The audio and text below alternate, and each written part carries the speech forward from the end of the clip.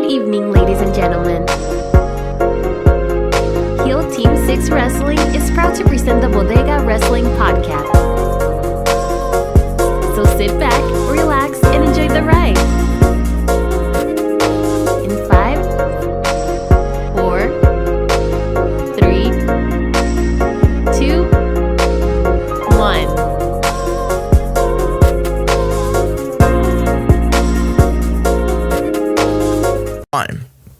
Hey, what is going on? Welcome to the Bodega Wrestling Podcast. This time around, I'm having the renowned, world champion, Mr. Larkin. What is going on? I'm doing good. I won a spelling bee in 5th grade, and I'm returning to the podcast, man. This is a podcast for champions. This week, we are going to be talking about returns in the world of professional wrestling and a lot of re-signings.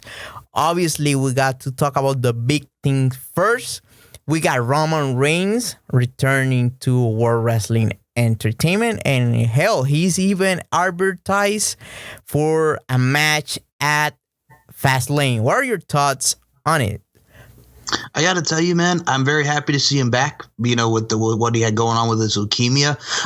Do I like the fact that, WWE using it for because, it's money and the ticket sales, and he's already got the shirts out. Of course they're good. I mean, look at what they did. They used real life stuff. We've seen it over the years with the Matt Hardy, Lita Edge thing. Obviously we've seen it with the Eddie Guerrero death and stuff but it's Vince McMahon. But as far as it being a hoax that, he didn't have leukemia, those people can just whatever. They can piss off. I'm happy to see him back. I'm happy to see him back at 100%. You know what it is, dude? It kind of takes me back to when Nikki and Brie Bella were having their feud, and Nikki Bella tells Brie, "I wish you died in the womb," and then a couple months later, they're back together, and it's like, oh, but sisters fight is how they explain it in the story. Right? And I'm like, you just wish that your sister died in the womb. Now, me equating it to real life, Robert, if my, brother, sister, what have you, would said that to me, a family member, I would not want to speak to that family member ever again. Write him out of your life. But they're trying to get the Shield going back into the fray now with Dean, because he looks to be on the outs after WrestleMania. They have the Shield coming back, so Dean is going to go back to being a babyface. And I'll be honest with you, in his latest heel run, wearing the gas mask and everybody's all disgusting, blah, blah, blah. It was what it was, but I think it's they want to have the feel-good moment with the Shield. As far as Fastlane goes, because you said he's advertised for the Fastlane coming up, there's so many things that they could do. They could do Roman Reigns, Seth Rollins, Dean Ambrose, and Braun Strowman against the new faction of Baron Corbin, Elias, Drew McIntyre, and Bobby Lashley. They could do something like that, but I think that's the way you have to go with it, because put him in a tag match. Roman doesn't go in there just doing singles. He has other people to feed off of, so you could do something like that. But all in all, I'm happy for him. I think the dude works incredibly hard, and it's good to see him back. Yeah, it's happy to see him back and being healthy and stuff along those lines. By the way, how many times have WWE put together back the Shield? 3 times? Dude, I think this was 4th, because remember the last one, they all got sick. No, who got sick? Roman got sick. That's right. He got sick, and they had to put Kurt Angle wearing a vest. Yeah, that's right. So this is the 4th time that the Shield are riding strong. The Shield will rise again, Robert. Yeah, they're want to be like the NWO. Holy cow! So, doing a follow up to a former story we talk about on this show, New Japan Pro Wrestling during the very beginning of this month, they were having problems with the visa. However, during last night, they were able to officially get the whole thing resolved, and obviously they're gonna be able to bring a lot of their talent back to the States for the New Beginning US tour that it is gonna be taking place on January and February, if I'm not mistaken, obviously next year. And obviously they have a lot of stuff planned ahead for the invasion in the United States of America. Any thoughts on that?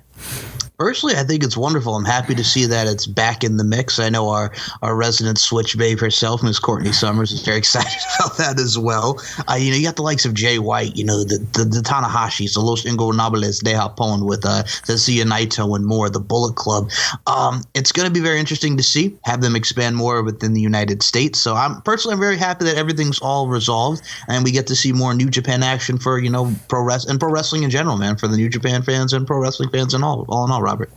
Okay, good. So let's talk about someone who left Impact Wrestling. Kali Conley is no longer part of Impact Wrestling. He just tweeted about it. He was with the company for 3 years. This guy, I know, he's able to work good in the ring, but he didn't have that thing, that it factor. At least it didn't translate that much on television, and obviously the creative didn't have anything for him, and they let him go. Any thoughts on that? I think the last time I remember seeing them is when they were with Eli Drake feuding with Joe Hendry, who now is no longer with Impact, Grado, and the Katarina thing. As far as Caleb Conley, I think he's an exceptional talent. We've seen that. Him and Trevor Lee as a part of the Cult of Lee. As far as where he goes now, I know Trevor Lee is in NXT. I could see Caleb Conley and adding him maybe to NXT at 205 Live. The Hardys are there, and Matt Hardy also just returned, so he's no longer broken, Robert. He is a part of the Hardy Boys now. Yeah, I saw him. Holy cow. I mean, I'm happy to see him back, and he looks in very good shape, but I'm just like, they completely dropped the Broken Woken. Okay, whatever. But that also ties in because they're very good friends with the Hardy Boys, and I think they want to do more of those Hardy, like Broken Hardy shows that they're doing at the Hardy compound, so we can see Trevor Lee and Caleb Conley involved in that. But I can see Caleb Conley going to NXT or 205 Live. I think he adds a lot with his high-octane aerial assault action. But as far as him and Impact, yeah, he really didn't have it as far as the mic goes. He did shine on his AML confrontation, that Twitch show they did, because he's their champion over there in North Carolina. But I mean, again, he really didn't have it as far as the promos go, but he can work. Very good wrestler. Yeah, he can work.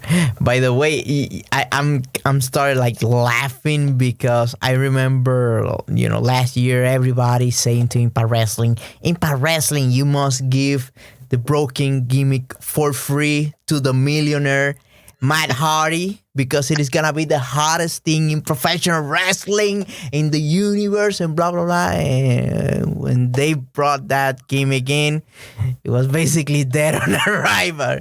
They had like 2 stuff with Bray Wyatt, and that was it. Like, one thing that I was talking to you last night. Yeah, there is something called translation. You cannot pretend for something that works in one place to work the same in other promotion. It doesn't work like that. You have to be the most like a special entity on the planet. Hell, even the NWO suffers some of that backlash. So it is what it is, right? Any thoughts on that?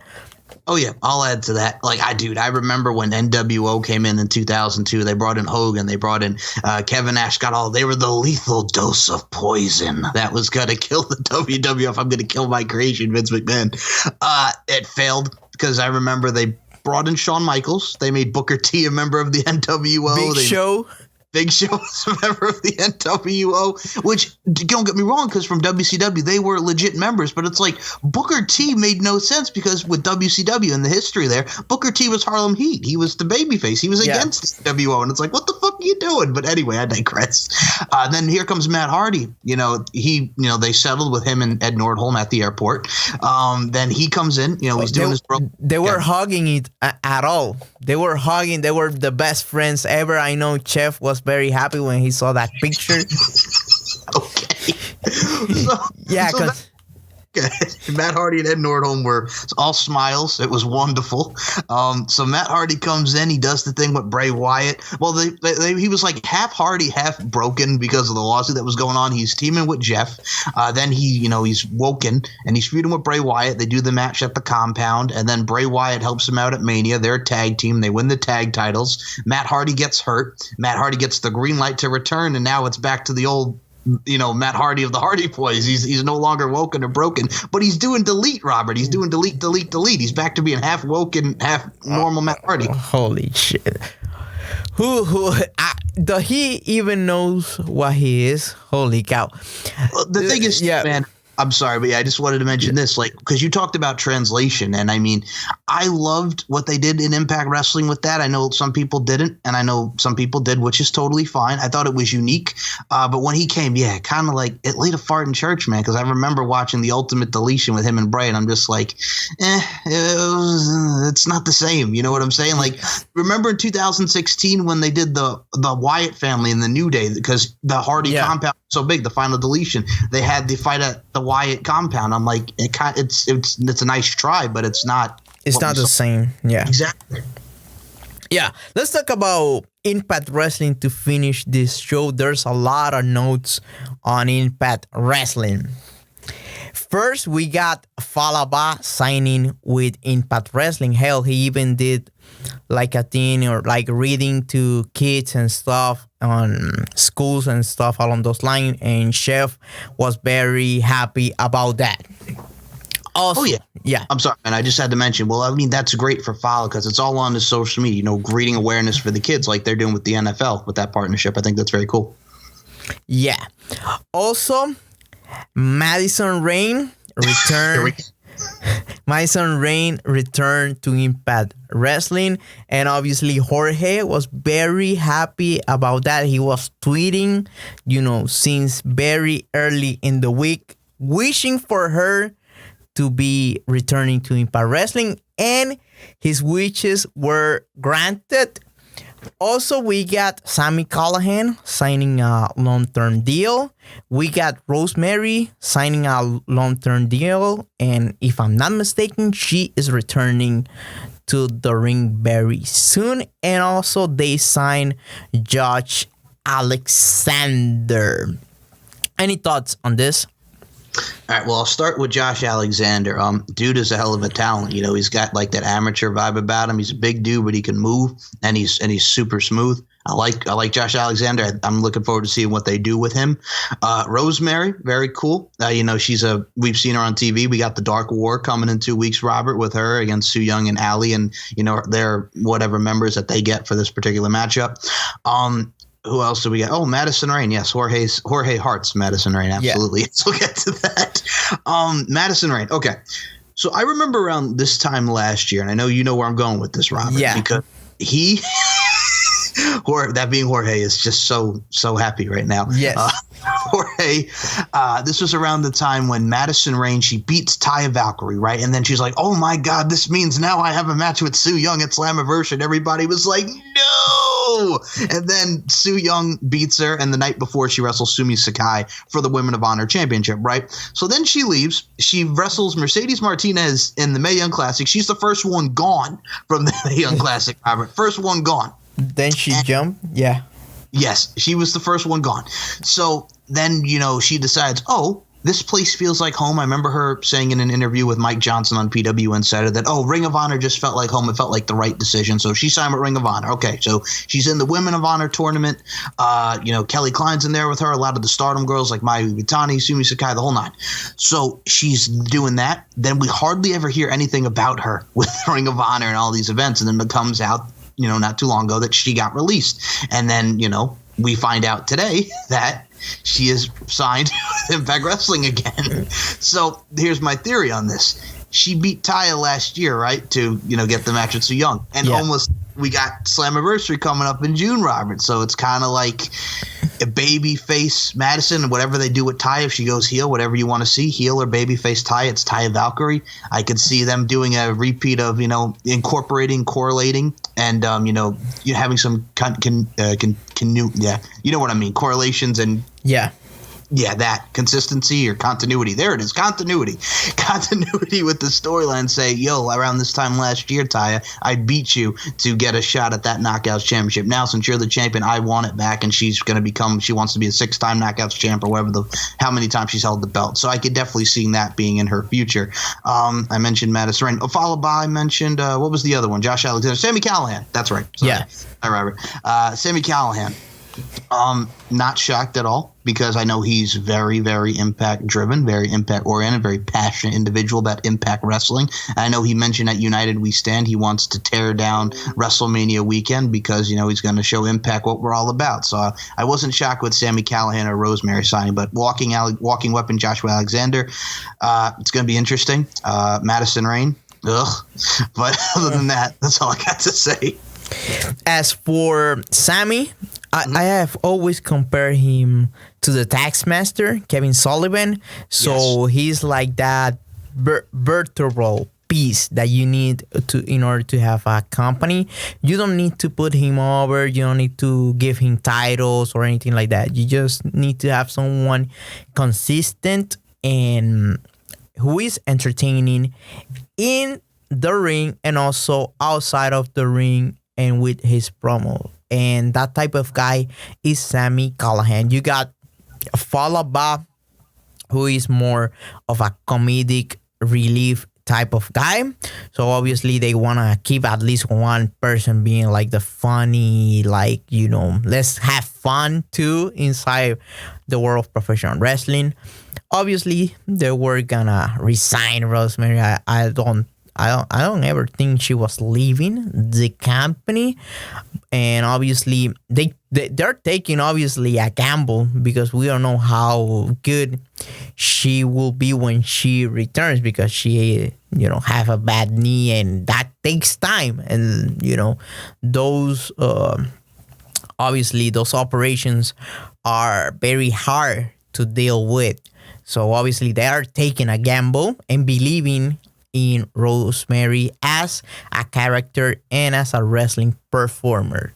As for Josh Alexander, I see a lot of stuff in the future for this guy. He is able to translate good to the television to get himself over on TV. He is gonna be one of those guys that are gonna be in the upper echelon of the world title picture in Impact Wrestling. As for Madison Rayne, okay. I'm not a big fan of Madison Rayne. I find her like she looks like elementary school teacher. I don't buy her like a wrestler. I buy her like she's like a teacher or something like that. However, my man Jorge is very happy for her being back on Impact Wrestling. Therefore, I'm happy to see my brother Jorge being so happy and so passionate and larking, as you were saying. If Impact Wrestling were to book Madison Rayne versus Taya Valkyrie at Slammiversary, I'm sure Jorge will be buying a ticket to go to that show and be on the first rope. Anything? Yeah. I got something to say to that. What if now all he needs to have on the cherry on top is for Alberto El Patron to come back in that door? Yeah. Bro, that could be a double-headed. Alberto El Patron versus Johnny Impact and Madison Rayne versus Taya Valkyrie. Think about that. It's just the top matches, man. Hey. Yeah. By the way, I meant to ask you because we were talking about Falaba. Yeah. Do we know the status with KM yet? I don't know. I hope they sign him to be out of the guys that they have. He's one of those guys that he got the size. He is good on the microphone. He can translate not only as a wrestler but as a character. I think, okay, he complements Falaba, but I think KM could be a single star. If they put that rocket on the guy, he is gonna make it to the top. However, you have to dedicate to the guy. I see a lot of potential with the guy. And the same with Falaba, former partner, Mario Bocara. Is one of the select few wrestlers that comes from the Balkans. The majority of wrestlers either comes from the States, from Canada, Puerto Rico, Japan, Mexico, or the UK. But that side of the world, that lower like European side, doesn't get that much love when it comes down to professional wrestling.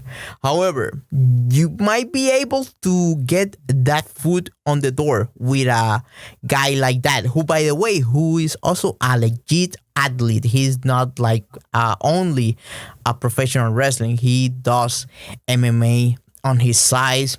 Obviously, he have a unique look. The way he looks, he doesn't look like any other wrestling where you see his face. You look like you. This dude looks like European, but it looks different because he's from the Balkan, and also the way he dresses to the ring with the Croatian flag and his wardrobe very similar to a MMA style, obviously with the pro wrestling things on top of it. So I would love to see them, re-signing KM, getting a plan with the guy. And also I would love to see Mario Bocara being back. That might be something very interesting, seeing, Mario Bocara returning and seeing his partner with another partner. He's gonna be jealous. Be a fantasy book, and I like that, Rob. By the way, before we even get, because we got United We Stand to talk, but can we talk about the other news that happened that's kind of Impact related, Robert? Yeah, go ahead. Okay, so fans, he's back. He's JEFF, JARRETT. Jeff Jarrett and his company Global Force Entertainment filed a second amended lawsuit against Impact Wrestling and its parent company Anthem. An amended lawsuit brought on by Impact's admission that they have deleted the master tapes of the 16 hours of Global Force Wrestling Amped, the Jarrett TV series that he independently produced before returning to Impact after Anthem seized control of the company from Dixie Carter in early 2017. So that's the latest in the lawsuit, Robert. Jesus, I'm obviously, since I was on a lawsuit last year, that took a lot of money away from me, and it didn't end up, being resolved on anything. I don't see why would you waste so much money on it? I know, you got the tapes, you pay for it, and you have the originals. You gave the originals to Anthem, and Anthem deleted them. They deleted them, and they admitted that they deleted them. So that, they basically already took the L on that one. However, it is easier for them to settle the whole thing out of court, do, some type of deal, and get it done with. It is very interesting. It is very interesting. Anthem didn't have the balls to go to court versus Matt Hardy. Mm-hmm. However, they had the balls to go against the founder of the company. When you think about it, you like what the hell? Some stranger, you're not gonna sue him, but the guy who put this whole thing together and make it work, yeah, you're gonna sue him. It is I'm not happy. I'd rather have them just settle out of court, get this shit done with, and move along. Jeff Jarrett is even doing stuff on WWE and stuff along those lines. So, well, you know what it is too. Yeah. Like the theory is we did see Jeff Jarrett against Elias and him putting over Elias, and I got to tell you that really bombed because it's not 1995 anymore. That audience doesn't know With My Baby Tonight, Jeff Jarrett and the Roadie, and he was what was funny about it, Robert? It's he's half Jeff Jarrett, double J, and half Slapnuts Jeff Jarrett, which is okay, but anyway, I digress. What was interesting about it is too, it's my theory is because WWE does a lot of those WWE 24 documentaries, and a lot of people that were in GFW are in that roster. The Kurt Hawkinses, the Bobby Roods, the Club, the Lou Gallows, and Carl Anderson, and Jeff Jarrett as well. So I guess if they want to do a documentary on Jeff Jarrett, a WWE 24 special, maybe Jeff Jarrett wants to include that GFW footage. Yeah, the originals, the good, the great, the big quality one. I get your idea. But I'd rather have them just settle this shit out, and I agree. Don't keep this type of stuff rolling and rolling and rolling, because obviously there's people that are not gonna be in favor of or against Impact Wrestling and whatever, and those sort of people like to make things seems a lot worse than they actually are, and they could keep recycling that same news over and over and over and over and over again. Agreed, man. But yeah, now this is where, are you ready to talk about United We Stand, what we got coming, Rahway, New Jersey? Yeah, we got, first things, we got announced this week that we're going to get LAX with Conan versus Loki and Pitbull Sicario. What is his name on? Oh, Ricky Martinez. Ricky Martinez, yeah. Pitbull Sicario. And also we're going to be having, let me take a look for a second. Ultimate X match. Rich Swann is gonna be on it. I got like Jesus Christ. I got it. Rich Swann. So the Ultimate X is Jake Chris, Dante Fox, Cotto Brazil, Pat Buck, Platinum Pat Buck, Jack Evans, and we still have one more competitor. Rich Swann is taking on Yamato for the X Division Championship, which Yamato is a Dragon Gate talent. We have it's Team Impact versus Team Lucha Underground, as it's Brian Cage, Moose, Eddie Edwards, and Johnny Impact versus Drago, Daga, Aerostar, and King Cuerno.